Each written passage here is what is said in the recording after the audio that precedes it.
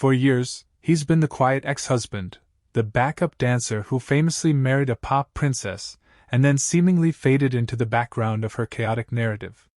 Kevin Federline has, for the most part, maintained a strict code of silence, focusing on his family and staying out of the relentless spotlight. But now, in a series of explosive new interviews and a tell-all documentary project announced just this week, Federline is not just breaking his silence, he's shattering it. And what he's revealing about his life with Britney Spears, their tumultuous divorce, and the aftermath that led to her 13-year conservatorship is so raw, so detailed, and so controversial, it's forcing the world to completely reevaluate everything we thought we knew about their story. Buckle up, because this is not the narrative you remember. The year is 2004, and Britney Spears is at the absolute peak of her global fame, but also at the start of a very public personal unraveling. Kevin Federline was, in the eyes of the media and the public, a mere footnote, a backup dancer with a questionable fashion sense and a prior relationship with actress Shar Jackson. The world watched in a mixture of fascination and horror as Britney's whirlwind romance with Federline culminated in a quick marriage. The narrative was set in stone by countless media outlets. He was a gold digger, an opportunist who had swooped in to take advantage of a vulnerable young woman. Federline now claims this caricature was a gross oversimplification, a convenient story sold to a public hungry for a villain.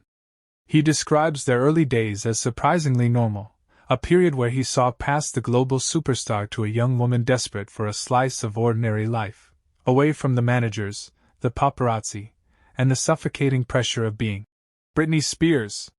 In his most candid revelations to date, Federline paints a picture of a home life that was starkly different from the chaotic image projected on magazine covers. He admits to his own youthful immaturity but insists his initial intentions were rooted in a genuine, if naive, connection. He describes Britney as incredibly generous but also deeply lonely and struggling with the immense weight of her fame. He claims he often played the role of buffer between her and a team of handlers who constantly dictated her every move, long before the conservatorship was ever a legal notion. According to Federline, the infamous reality show, Britney and Kevin Chaotic, was a heavily produced and edited version of their reality, designed to amplify conflict and fuel the public's perception of him as a lazy, freelancing slob, while obscuring the more complex and human struggles happening off-camera. Federline delves into the terrifying intensity of the paparazzi frenzy that surrounded them, describing it as an inescapable siege. He recounts specific instances where packs of dozens of photographers would chase their car at dangerous speeds, swarm them outside restaurants, and even use their children as bait to get a more lucrative shot. He reveals the constant state of anxiety this created, arguing that it was a primary source of strain on their marriage and Britney's mental health. He doesn't excuse his own behavior during this time, acknowledging moments where he played into the media circus for a quick payday, but he contends it was often a desperate attempt to regain some semblance of control in a world where they had none, a way to profit from an invasion that was happening whether they consented or not. When Britney famously filed for divorce in 2006, the media narrative solidified into a simple tale of a princess escaping a frog. Federline's side of the story, until now, was largely unheard. He claims the decision was not a complete shock, but the brutal public fallout was. He reveals that his primary focus throughout the vicious custody battle was, and always has been, the safety and well-being of their two sons, Sean Preston and Jaden James. His decision to seek and ultimately win primary physical custody is framed not as a victory over Britney, but as a necessary, court-mandated intervention based on documented evidence of her instability at the time. He asserts that this was not a choice he relished, but one he felt was crucial to provide a stable, calm environment for his children amidst the hurricane of their mother's public life. This is where Federline's account becomes truly jaw-dropping. For the entire 13-year duration of the #FreeBritney movement, he remained almost completely silent. Now, he reveals he was a silent witness to the establishment of the conservatorship in 2008, and his perspective is complex and controversial. While he acknowledges that the legal arrangement was extreme, he also states, unequivocally, that based on what he saw in the years leading up to it, he believed it was necessary, at the time for her survival and, critically, for the safety of their young children. This stance is sure to be his most divisive, placing him directly at odds with the narrative that the conservatorship was purely a predatory tool from its inception. One of the most explosive claims in his new interview involves the financial dynamics during and after their marriage. Federline directly addresses the long-held public belief that he took Britney for everything she had in the divorce. He is now producing documents that show his final settlement was a one-time payment of $1 million, along with ongoing child support, a figure he claims is standard for a parent with primary custody, regardless of the other parent's wealth.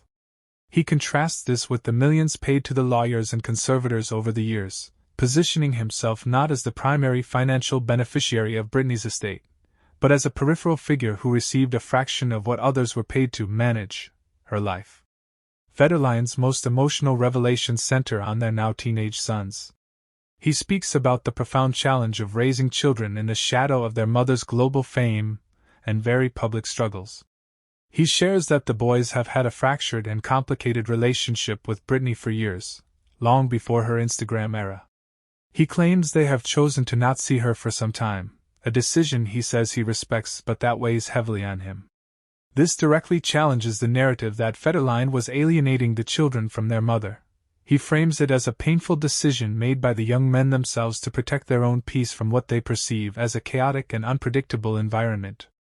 Federline doesn't hold back when asked about Britney's prolific and often erratic Instagram posts since the termination of her conservatorship. He expresses deep, genuine concern for her well-being, stating that what he sees online aligns with patterns of behavior he witnessed pre-conservatorship that originally frightened him. He stops short of advocating for a new conservatorship but openly questions whether she has a strong, positive support system in place now. This commentary is poised to ignite fierce debate, as it touches directly on the central question of her hard-won freedom. Is she truly free and thriving, or is she in another kind of crisis, just one that's now broadcast to the world instead of being managed behind closed doors? For nearly 2 decades, the label, Gold Digger, has been permanently attached to Kevin Federline's name. In his new tell-all, he confronts it head-on with a mixture of defiance and weariness. He asks a simple, pointed question: if his sole motivation was money, why did he not write a tell-all book in 2007 when the market for it was at its peak? He claims he was repeatedly offered millions for his story but refused, choosing instead to prioritize his children's privacy and their need for a stable father. He states that his decision to speak now is not financially motivated, though he admits the documentary is a paid project, but is instead driven by a desire to set the record straight for his sons. So, what is the current relationship between Kevin Federline and Britney Spears? According to Federline, it is virtually non-existent. He describes all communication as being conducted through lawyers and third parties for years. He expresses a profound sadness about this reality, but also a sense of resignation. He claims any attempts at direct, civil co-parenting were repeatedly undermined by what he calls the toxic people orbiting Britney during the conservatorship years and the chaotic nature of her life since. He does not express optimism for a reconciliation in the near future, painting a picture of a relationship fractured beyond easy repair, with their sons caught in the middle. The obvious question is, why break a 16-year silence now? Federline offers several reasons. His sons are now nearly adults, making their own informed decisions about their relationship with their mother, which he feels frees him to speak without directly impacting their daily lives. He also cites the culmination of the #FreeBritney movement and the end of the conservatorship, which he feels created a new, one-sided public narrative that unfairly villainizes him and absolves others of their roles. Ultimately, he frames this as his last word, a final attempt to reclaim his own narrative and provide his version of history to his children before the cemented public record becomes the only story that remains. The fallout from Kevin Federline's revelations is already beginning. Britney's camp has yet to issue a formal, detailed response, but her Instagram has been a flurry of indirect, emotional posts since the interview clips surfaced. The court of public opinion is fiercely divided. Some see him as finally providing crucial, missing context to a story we only thought we knew. a man who was unfairly maligned and is now defending his role as a father. Others view his timing as opportunistic and his words as a cruel attack on a woman who has already suffered immensely. One thing is certain: his testimony adds a deeply complicated, controversial, and human layer to the saga of Britney Spears. It challenges the clean hero/villain dynamic and forces us to confront the uncomfortable truth that in the darkest chapters of a person's life, there are rarely pure heroes or villains, only flawed people making difficult, and often heartbreaking, choices.